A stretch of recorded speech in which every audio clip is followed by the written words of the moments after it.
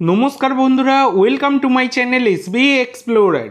তো বন্ধুরা, তোমরা সকলেই জানতে আজকে এসিএল 2 এর কোয়ালিফাইং রাউন্ডে মাঠে নামতে চলেছে ইস্ট বেঙ্গল এবং আলটি নাসির, তুর্কমেনিস্তানের ক্লাব। তো যে ম্যাচটা কিন্তু ইস্ট বেঙ্গল পরাজিত হলো আলটি নাসিরের কাছে। তো ব্যাপারটা হচ্ছে আজকের ম্যাচটা নিয়ে যদি কথা বলা যায় তাহলে কিন্তু আজকে ইস্ট বেঙ্গলের থেকে অনেকটাই বেটার খেলেছে কিন্তু আলটি নাসির। তো ব্যাপারটা হচ্ছে ফার্স্টেই একটা গোল দিয়ে এগিয়ে গিয়েছিল ইস্ট বেঙ্গল, যেখানে কিন্তু ডেভিড একটা গোল করে দেয়, যেখানে আলটি নাসিরের গোলকিপারেরও কিছুটা ভুল ছিল। তো সব কিছু মিলেমিশে গোল আসে, 1-0 বলে এগিয়েও যায় এবং তারপরে কিন্তু ইস্ট বেঙ্গল আরও 3টে গোল খেয়ে যায়, যেখানে কিন্তু একটা দারুণ ফ্রিকিক থেকে গোল করে আলটি নাসিরের প্লেয়ার। এবার ব্যাপার হচ্ছে তারপরে সাউল ক্রেসপো তিনি কিন্তু আরেকটা গোল শোধ করেন এবং দারুণ গোলটা তিনি করেছেন, নিজস্ব দক্ষতায় আউটস্ট্যান্ডিং গোল কিন্তু করেছেন সাউল ক্রেসপো। তো সাউল ক্রেসপোর গোলটা তোমাদের কেমন লেগেছে অবশ্যই সকলে কমেন্ট করে জানিও।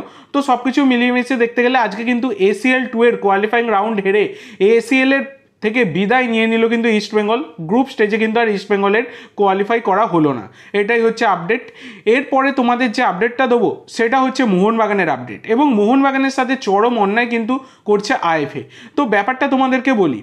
তো কিছুক্ষণ আগেই খবর আসে যে আইএফএ তারা কিন্তু মোহনবাগানের দুজন বিদেশি দিমিত্রি পেত্রাতোস এবং জেমি ম্যাকলারেন তাদের দুজনের কিন্তু রেজিস্ট্রেশন আটকে রেখেছে ডুরান্ড কাপের জন্য। তো ব্যাপারটা হচ্ছে ডুরান্ড কাপে এই দুজন বিদেশিকে কিন্তু রেজিস্টার করাবে মোহনবাগান। অনেক আগেই তোমাদেরকে জানিয়েছি এই রকম সম্ভাবনা, মানে দিমিত্রি তো একদমই রেজিস্টার হবেনই হবে, এছাড়া জেমি ম্যাকলারেনকেও কিন্তু রেজিস্টার করানো হবে বলেই খবর রয়েছে।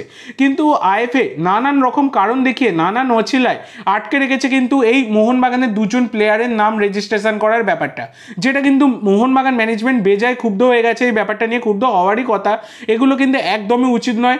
ফুটবল মাঠের স্বাধীনতা কিন্তু ছিনিয়ে নেওয়া হচ্ছে, যেটা কিন্তু একদমই ঠিক নয়। সমস্ত প্লেয়ারকেই কিন্তু রেজিস্টার করার সুযোগ দেওয়া উচিত এবং রেজিস্ট্রেশন করতে দেওয়া উচিত। তো এই হচ্ছে ব্যাপার। তো এবার দেখা যাক পরবর্তী কী পদক্ষেপ আসে, পরবর্তীকালে যা কোনো আপডেট পেলে তোমাদেরকে জানাবো। রেজিস্ট্রেশন আটকে রাখতে পারবে না বেশি দিন, রেজিস্ট্রেশন তো দিতেই হবে। 18 তারিখে ম্যাচ রয়েছে, আজকে 14 তারিখ, তার মধ্যে রেজিস্টার কিন্তু হবে। কিন্তু আপাতত আটকে রেখেছে, এটাই হচ্ছে খারাপ বিষয়, যেটা একটা চরম অন্যায়, সেটা কার্যত তোমরা বলতেই পারো। তো এই বিষয়ে তোমাদের মন্তব্য অবশ্যই কমেন্ট করে জানিও। তো আজকের জন্য এইটুকু বন্ধুরা। ভিডিওটি ভালো লাগলে অবশ্যই লাইক করো, শেয়ার করো।